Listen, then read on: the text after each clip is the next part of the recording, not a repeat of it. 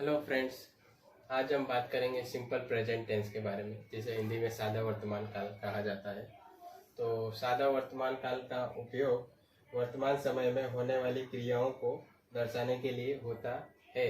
यानी वर्तमान समय में जो भी क्रियाएं हो रही है उसे दर्शाने के लिए सादा वर्तमान काल का उपयोग होता है। तो उसका सेंटेंस स्ट्रक्चर देख लेते हैं। सेंटेंस स्ट्रक्चर में सबसे पहले आएगा सेंटेंस फॉर्मेशन। फॉर्मेशन इसका क्या होगा? सब्जेक्ट प्लस वर्ब, उसी के अंदर S E S I E S plus verb plus object plus other word. सबसे पहले क्या आएगा? सब्जेक्ट यानी कर्ता, फिर आएगा वर्ब, उसके साथ S E S I E S plus verb object plus other word. तो S E S I S किस तरह से आएगा वो अपने रूल के हिसाब से आगे देखेंगे। इसमें जैसे कि अभी सिंपल एक सेंटेंस देखते हैं, मैं रोज क्रिकेट खेलता हूँ। तो सेंटेंस क्या है? एग्जांपल के रूप में एक सेंटेंस है, मैं रोज क्रिकेट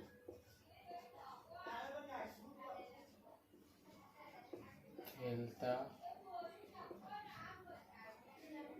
हूँ, बराबर। तो इसमें मैं क्या है? मैं सब्जेक्ट है, यानी मैं का मतलब आई, और मैं क्रिकेट खेलता हूँ। तो खेलता हूँ क्या हो जाएगा? वर्ब। सब्जेक्ट के बाद क्या आएगा? Verb. I play cricket every day. I play cricket every day. अब इसमें हमें ये समझने का है, इसमें S E S I S कैसे लगता है।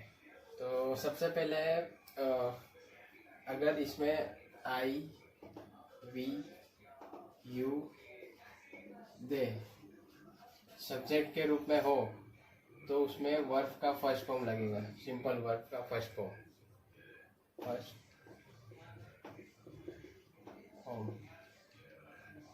बट अगर वर्ब के रूप में ई सी इट हो या फिर नेम हो किसी का, तो क्या होगा? वर्ब के साथ क्या होगा? S E S I E S लगेगा, S E S I E S लगेगा। ये रूल दो हमको खास ध्यान रखना है इसमें, ठीक है। अगर वर्ब के कर्ता के रूप में आई वी यू दे हो तो वर्ब का फर्स्ट फॉर्म होगा, और अगर ही सी इट हो कर्ता के रूप में यानी सब्जेक्ट के रूप में, तो उसमें verb S E S I E S लगेगा। अब इसी में अलग अलग रूल है 3, तो उस रूल को देख लेते हैं। सबसे पहले रूल है रूल नंबर 1, जब कर्ता के रूप में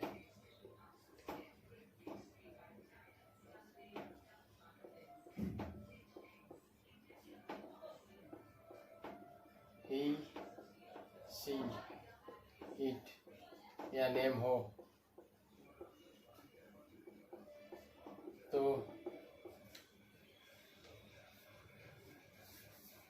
ही सी इट हो, तब वर्ब के साथ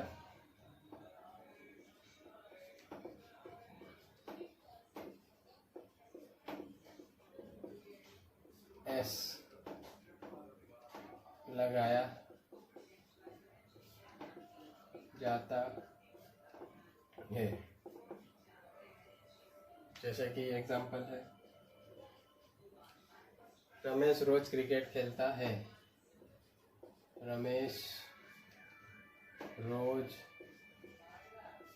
क्रिकेट खेलता है। तो उसमें इंग्लिश में ट्रांसलेशन क्या होगा? रमेश वर्ब हो जाएगा, वर्ब के साथ क्या होता है? सॉरी, रमेश क्या हो जाएगा? कर्ता, रमेश करता हो जाएगा, रमेश रोज क्रिकेट खेलता है, तो रमेश करता यानी सब्जेक्ट क्या करता है, प्लेज, वर्ब के साथ एस हो जाएगा जैसा कि रूल में दिया है, प्लेज क्रिकेट एवरी डे। ये रूल नंबर 1 हो गया। ठीक है, इसी में रूल नंबर 2 है, जब कर्ता के रूप में ही सी इट अथवा नेम हो और वर्ब के अंत में क्या हो, CH SH double S O S, CH SH double S O S हो, आए तो उस वर्ब के साथ ES लगाया जाता,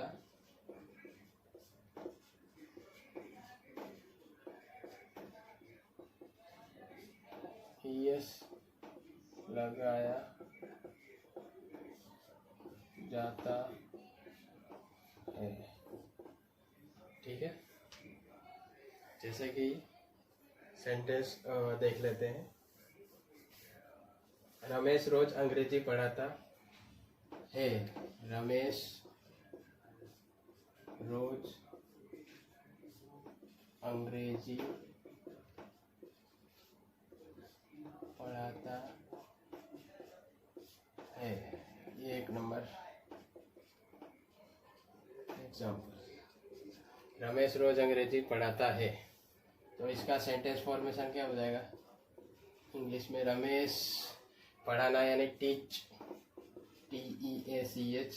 अब चिल्ले CH है तो रूल के हिसाब से इसमें क्या लग जाएगा चिल्ले में, ES, teach English every day.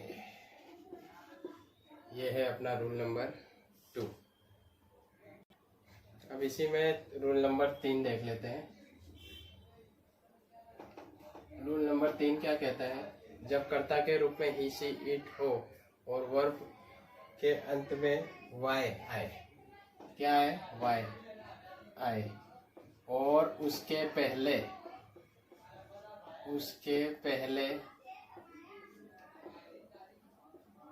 का अक्षर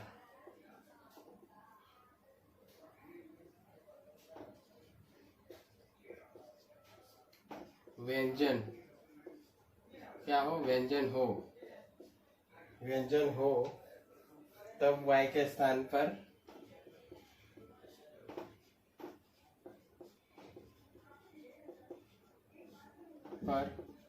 क्या आ जाएगा, IES आ जाएगा। वाई के स्थान पर क्या आ जाएगा, IES लगाया जाता है। इसका एग्जांपल देख लेते हैं। रमेश हर रोज 2 चौपड़ी ले जाता है, तो उसमें क्या आएगा, रमेश हर रोज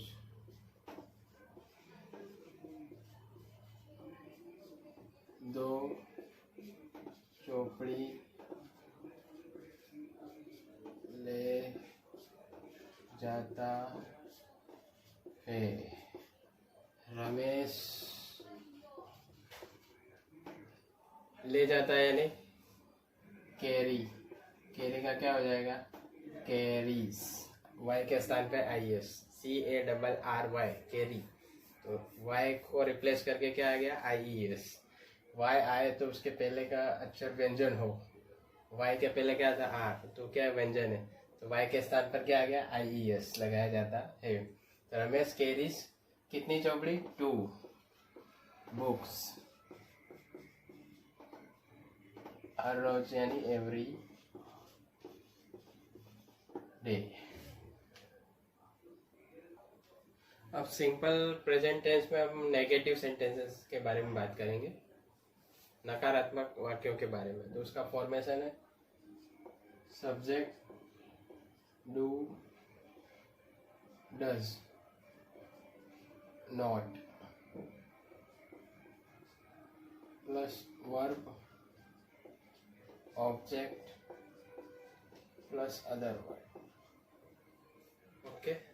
subject do does not, do not और does not plus verb object other word.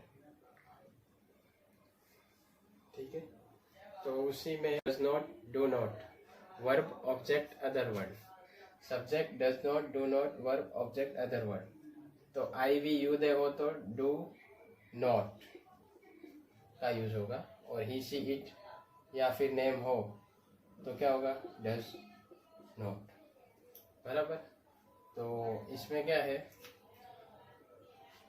Ramesh German नहीं समझता है तो क्या हो जाएगा, रमेश. अब रमेश क्या है, नेम है, तो क्या होगा, डज नॉट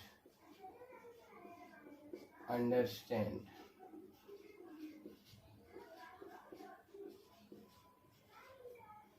जर्मन.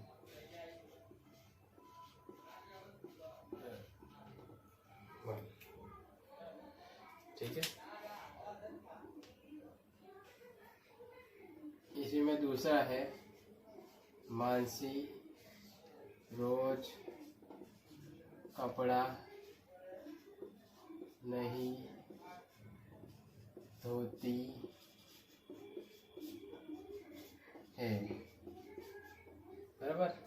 मानसी क्या है, नेम है, इसके लिए क्या हो जाएगा, Mansi does not, Mansi name है, इसके लिए Mansi does not wash clothes every day. अब जैसे सादा वर्तमान काल में तीसरा सेंटेंस है इंट्रोगेटिव. सेंटेंस का टाइप है इंट्रोगेटिव. इंट्रोगेटिव यानी प्रश्नार्थ वाक्य. प्रश्नार्थ वाक्य का एग्जाम्पल क्या है, सबसे पहले उसका सेंटेंस फॉर्मेशन क्या होगा वो देख लेते हैं. तो इंट्रोगेटिव सेंटेंस में जो हेल्पिंग वर्ब है वो आगे आ जाएगा, यानी डू डज आगे आ जाएगा. फिर उसके बाद क्या हो जाएगा, subject plus verb object other word. तो उसमें क्या तुम रोज क्रिकेट खेलते हो, सेंटेंस फॉर्मेशन क्या है, क्या तुम रोज क्रिकेट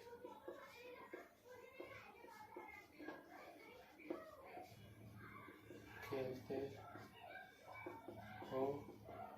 तो उसका इंग्लिश में क्या हो जाएगा, तुम यानी यू, या उसके साथ क्या आएगा, यू के साथ, do you play cricket every day question mark. ठीक है. उसी में दूसरा है, क्या सेजल इंग्लिश में बात करती है, क्या सेजल इंग्लिश में बात करती है, तो क्या हो जाएगा, सेजल क्या है, नेम है, इसलिए क्या हो जाएगा, does Sejal talk in English.